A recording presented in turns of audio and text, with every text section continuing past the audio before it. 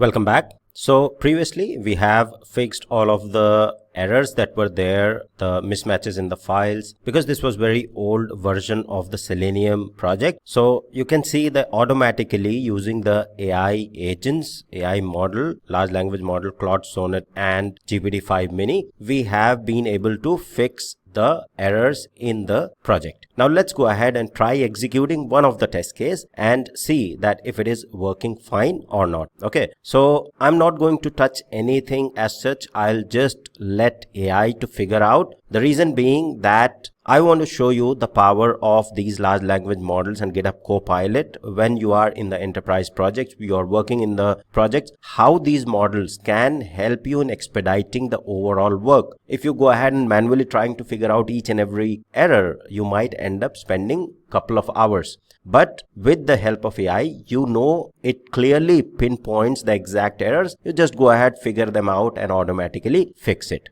Okay, so now say for example, I want to do this checkbox demo test, okay, and I want to execute this. So as soon as you will open the file, you will see that this is selected as a context file here. Okay, for example, if I open this demo automation, it will select automatically. But say for example, I want to attach other files or all the files, so you can simply start typing in this text box. For example, if I want to select the whole folder, so let me remove this, and if I say I start with UI, because the src test java contains the UI package, I can simply select all of the files in this folder. Okay, so you'll see the folder is now referenced as the context, but because I'm just trying to run one of the test case or one file, checkbox demo, I'll simply select that. Okay, and I can also choose something like this, checkbox demo. Okay, so just select that and say okay, same thing will happen. All right, so either the current file or I have chosen from the drop down. Okay, so let's open that file. Now the next thing, I'll say execute this Selenium automation test and fix any errors in script. Or I'll say something, fix any errors in script and execute this Selenium automation test. Okay, and when I say this Selenium automation test, it's basically checkbox demo Java.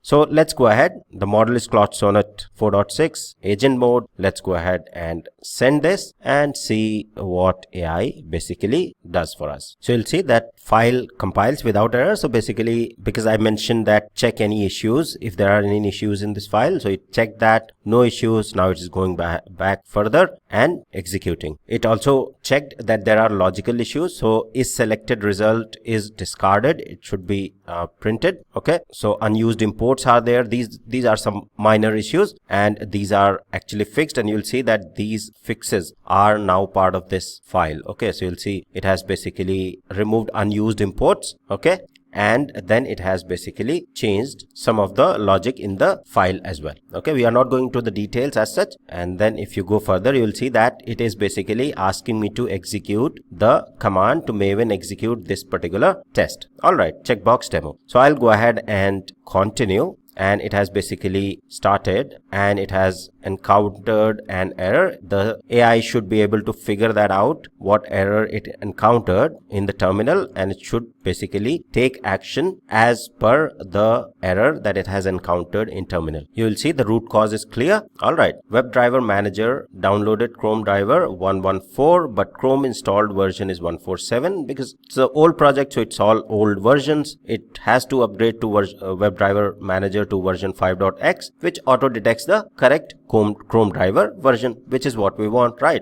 So I'll go ahead and then clear the cache old Chrome driver and run again. I'll say yes, go ahead and continue. So I'll say continue to this command, and it will go ahead and make sure that the correct versions are downloaded, and then the test executes. So you'll see it running in the terminal, still going on. And now you'll see it has launched the browser correctly. It has opened the Sugar CRM page and suddenly it closed it, right? So there are definitely, the page might have changed, the locator might have changed, and because of that the error is there, because you'll see that no such element exception is there, and that's the reason it got failed. Okay, so if we go back here in the chat, it will give me the exact details where exactly it failed, on what step, and why that element was not found. Most probably because the UI has changed for the Sugar CRM a lot, so that's why the old script that we had is not going to work. It has been redesigned, and element no longer exists. You see, clearly it is able to figure out from the DOM structure as well that the element that we are referring in the script no longer exists. I'll also add proper explicit weights, because there are no weights as such, explicit weights. So it is not only giving me the reason but also suggesting the improvements that we can do in the script. So you'll see Selenium 3, because this project was with the Selenium 3, uses WebDriver weight. The duration constructor was added in the Selenium 4, so it has fixed that. And if we come further here, it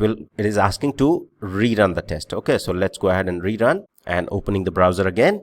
And because the locator is not there, so it is failing on that locator again. You will see element not interactable, right? This time the other error, but around the element itself. Let's go into the chat, and you'll see the script found one checkbox, but it's hidden behind the custom CSS styled overlay, a common pattern in modern sites. The real input has no size location. I'll use JavaScript executor to click it and also check the visible label. Now here, the important thing is not to go ahead and straight away accept everything that the model is suggesting. Now model is suggesting basically based on the script that we had, but in application it might be by mistake these changes are done and our script is actually correct, right? The test script is actually correct. So as a test engineer, as a SDET, we have to go ahead and analyze whether the application has changed, and if the test application has changed, whether it was intended or it is something which has been by mistake changed. Our script is correct, but then the change was by mistake, and if we keep going ahead with the AI suggestions and saying going ahead with the JavaScript executor or changing of the scripts, then we might end up getting a script which is absolutely not relevant to test the real feature of the application, because the real feature of the application has been automated to be tested by this script, but something in between in the development, some few things have changed, and because of that your script might be failing, or the locator might not be visible, or locator is not found. So that is something which as a tester you will be able to identify. Right. So here, if I go ahead, say for example, say whatever changes have been done are actually as per the requirement, then I'll say, yeah, go ahead and use the JavaScript executor to execute or to do the checkbox test execution. Okay. So I'll then go ahead and continue. And this time you will see the test has actually passed. So you'll see the execution has completed. Now let's go ahead and see the summary of fixes from this AI model. So you'll see unused imports were there. Absolutely fine. We don't want unused imports in our test cases, so those have been removed. Is selected result discarded? Change to system out println, checkbox selected. Then WebDriver manager, we know that yes, we need the latest version. Previously the old version was there. That is also fine. Upgraded WebDriver manager, that's fine. pom.xml has been changed. By ID, stale locator was identified. Okay. So because Sugar CRM page is redesigned as compared to what we have had in this test case, which was very old.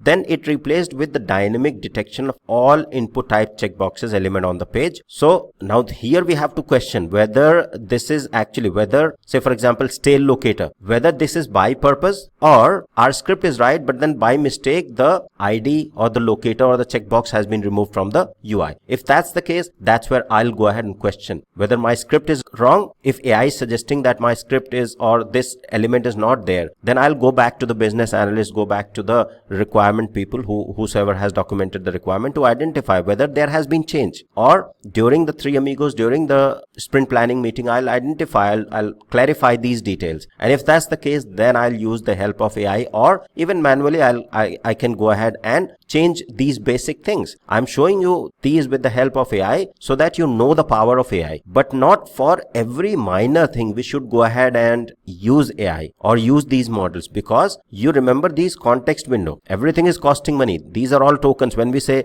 go ahead and execute this, so for executing a test case, it's simple. I can straight away run the Maven command to execute the test case, run a simple command to execute a test case. Why do I need the help of the AI model to go ahead and do it? So using the AI model, using the AI capabilities for the tasks for which you really will get better output and better help, rather than using it just like a search engine, just like any other tool or helper. It's not going to help. It's costing you money, it's costing you a lot of resources, and it's costing everyone globally. I mean, in terms of energy, so processing power, all of that is basically consumed when you are using the AI. So grasp all of the concepts that I'm teaching here, but then where and how to use it wisely is what you need to also understand. I won't go ahead and use the AI to simply execute the test cases or fix the common problems that I had encountered. These two problems that were shown here are the clear-cut problems that we can go ahead and within 2-3 minutes we will be able to fix it, because these are versioning issues. So something complex, something which you won't be able to figure out, something related to the improvements of the method. Say for example, I have written a test case myself, and I want to get the improvement suggestions on that. Is there a better way to do it? I'll go ahead and ask AI to get the suggestions and then incorporate those suggestions, not automatically copying and pasting, but then getting the ideas and then incorporating those changes. Okay, so that's basically the fourth point. Then there was no wait strategy. That's fine, because these are the basic demo test cases. So obviously they are not following the absolute best practices of the Selenium framework. These are just one by one file in there. So it has basically added the wait strategy in there.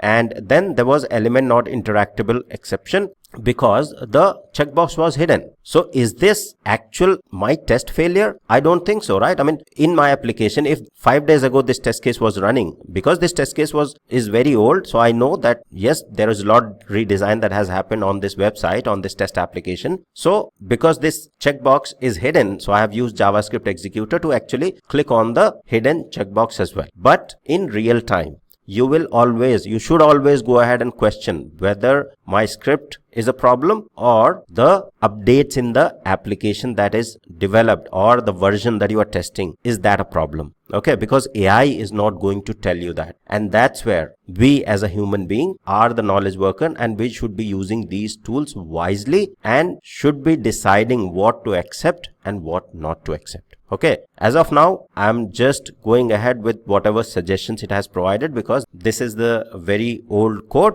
and checkbox has been changed, and this is just a test website. So I'll go ahead and keep these files. But if you want to go ahead and see the changes, let's go and see the changes in here. You will see first thing it has removed is the imports, the unused imports, and then it has used the JavaScript executor to basically check on the hidden checkbox, right? So that's the change that it has done. It has absolutely changed the whole logic of what my test case was actually doing. Okay, so this is most probably, or in your case, in real-time application, it would be most probably because of the changes in your application. So you have to first clarify with your team, with the developers, with the business analyst, and then go ahead and change your test script. Okay, because tests are written to identify any of these failures, not to go ahead and adapt your test cases as per the AI suggestion, right? So don't do that. Make sure you communicate, figure out the real reason, and then change your test scripts and test case. Okay, so let me keep this, and this is basically how you are going to fix any issues in your framework with the help of AI, execute the test cases, do the problem solving. All right, now let's go ahead and understand few more details about the AI capabilities in the next couple of tutorials. Thank you. See you in the next one.